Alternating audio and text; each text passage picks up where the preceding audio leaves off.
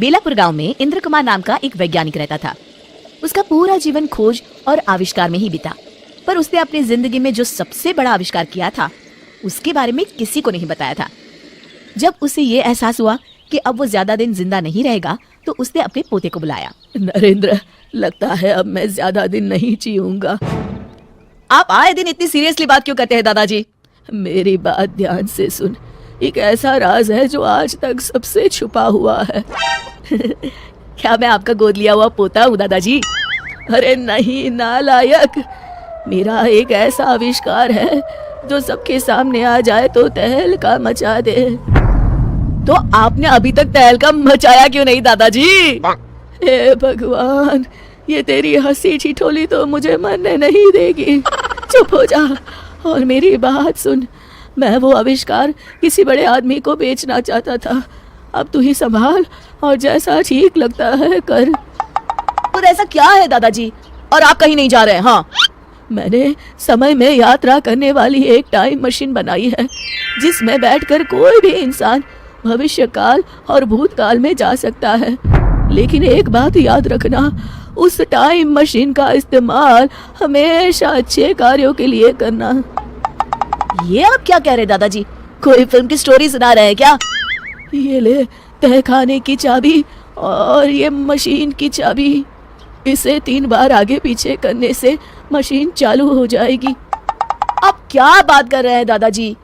नरेंद्र तुरंत वहां से भाग जाता है और अपने सबसे भरोसेमंद दोस्त बिल्लू को बुला कर लाता है। उसे लेकर तहखाने में जाता है। दोनों दोस्त सामने खड़ी मशीन को देखकर दंग रह जाते हैं। नरेंद्र वापस दादाजी के कमरे की तरफ भागता है। देखता है कि इंद्र कुमार सुकून की नींद सोए हुए हैं, जैसे दिल से कोई बोझ हल्का हो गया हो। वो उन्हें उठाता है, पर वो तो इस दुनिया से जा चुके होते हैं। नरेंद्र दुखी हो जाता है। कुछ दिनों बाद, अरे यार, मुझे लगता है कि तेरे दादाजी मरते मरते तेरे साथ मजाक कर गए। भला इसमें बैठकर हम लोग समय यात्रा कैसे कर सकते हैं? नहीं नहीं, दादाजी ने कहा है तो ये सब सच ही होगा। अगर ऐसी बात है तो क्यों ना हम इस मशीन का इस्तेमाल अमीर बनने के लिए करें? पर दादाजी ने कहा था इसका इस्तेमाल अच्छे कामों के लिए ही करना। अरे तो हम कौन सा किसी का बुरा कर रहे हैं? अपनी भलाई करने में क्या बुराई है दोस्त, बताओ तो जरा। बात तो सही है।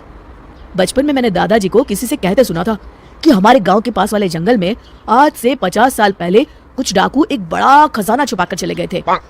लोगों ने उस खजाने को बहुत ढूंढने की कोशिश की, लेकिन वो उन्हें कभी नहीं मिला। तो हम इस मशीन में बैठकर समय में 50 साल पीछे जाएंगे और जंगल में गड़ा हुआ वो खजाना लेकर आ जाएंगे। इसके बाद तो जिंदगी भर मौज करेंगे दोस्त। अरे पर कहीं कुछ गड़बड़ हो गई तो? अरे क्या होगा, कोई भूत पकड़ लेगा क्या? बच्चों जैसी बातें छोड़ और चल फटाफट। तो चलो फिर, देर किस बात की? दोनों मशीन में बैठ जाते हैं। नरेंद्र मशीन शुरू कर देता है और देखते ही देखते वो सालों पीछे जाने लगते हैं। लगता है हम दोनों पहुंच गए हैं। अरे ये क्या, सामने से कुछ डाकू आ रहे हैं। ओह, मतलब ये डाकू मंगल सिंह अपने आदमियों के साथ खजाना लेकर आ रहा है। सुनो, अब जल्दी से इस पेड़ के पास सारा खजाना छुपा दो। हाँ सरदार, किसी को कानो कान खबर नहीं होगी कि हमने सारा खजाना कहाँ छुपा रखा है। अरे अब तुम लोग खड़े खड़े मेरा मुंह क्या देख रहे हो? जल्दी से खुदाई शुरू करो। हे भगवान, इतना सारा पैसा! हे भगवान, इतना सारा पैसा और सोना! बिल्लू का मुंह खुला रह जाता है। अरे मुंह बंद कर ले, मुंह में मच्छर ना चला जाए, और कहीं गलती से आवाज निकल गई ना तो ये मंगल सिंह हम दोनों को ही मच्छर की तरह मसल देगा। हाँ। डाकू जमीन में खजाने से भरा बक्सा गाड़ देते हैं। हमारा काम हो गया है, अब यहाँ से चलते हैं। चलो फटाफट खजाना लेकर यहाँ से पहली फुर्सत में रवाना होते हैं। हाँ चलो। दोनों खुदाई करके बक्सा बाहर निकाल लेते हैं। अरे भाई, ये बक्सा तो बहुत भारी है, लगता है हमारी आने वाली कई पीढ़ी बैठ कर खाएगी। तभी नरेंद्र कुछ सोचता है और घबरा जाता है।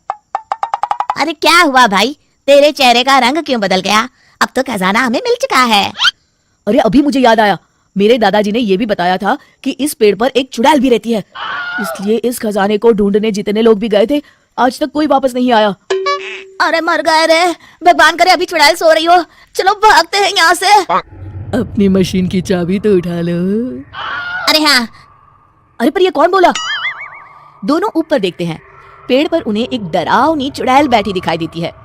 देखिए चुड़ैल जी, मैंने तो अभी तक शादी भी नहीं की है। मैं तो बेकार में लालच में पड़ गया। एक काम करते हैं, इस खजाने के 3 हिस्से कर लेते हैं। खुश? अरे ओ लालची इंसान, जान से ज्यादा खजाना प्यारा है क्या तुझे? देखिए चुड़ैल जी, आप पूरा खजाना ले लीजिए, बस हमें घर जाने दीजिए। मैंने तुम्हें घर जाने से कब रोका? पर मैं भी तुम्हारे साथ चलूंगी। आप हमारे साथ चलकर क्या करेंगी? तुझे अपनी जान प्यारी है तो चुपचाप मुझे शहर ले चल। इस जंगल में मैं बोर हो गई हूँ। मैं भी देखना चाहती हूँ कि 50 साल के बाद की दुनिया कैसी है। आप तो काफी शौकीन चुड़ैल मालूम होती है, पर क्या है ना, इस मशीन में सिर्फ 2 ही लोग बैठ सकते हैं। तो तुम मशीन चलाओ, मैं बैठती हूँ और इस बिल्लू को यहीं शेर और भालू के डिनर के लिए छोड़ जाते हैं।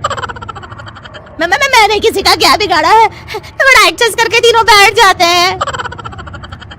आधे रास्ते पहुंचने के बाद मुझे तो बड़ी जोरों की भूख लगी है, किसे मार कर खाऊं?